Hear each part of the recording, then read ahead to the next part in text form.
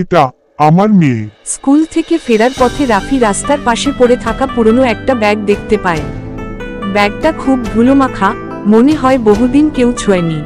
জীবনে কখনো কখনো যেসব জিনিস ফেলে দেওয়া, সেগুলোই আমাদের জীবন পাল্টে দিতে পারে।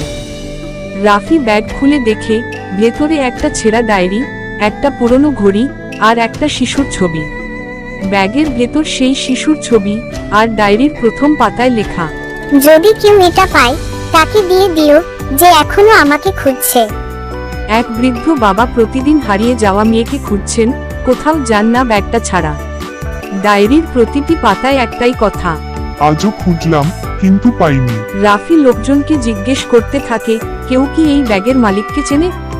এক দোকানদার বলে, হ্যাঁ, এই রাস্তার ধারে বসে থাকা বৃদ্ধ লোকটা, ওর ব্যাগই তো। বয়স যখন বাড়ে তখন স্মৃতি থাকে, মানুষ হারিয়ে যায়।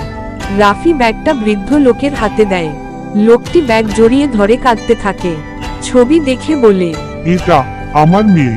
কখনো কখনো মানুষের খোঁজ পাই, কিন্তু সময়ের নয়। তবুও আশা থাকে, কেউ না কেউ খুঁজে নেবে।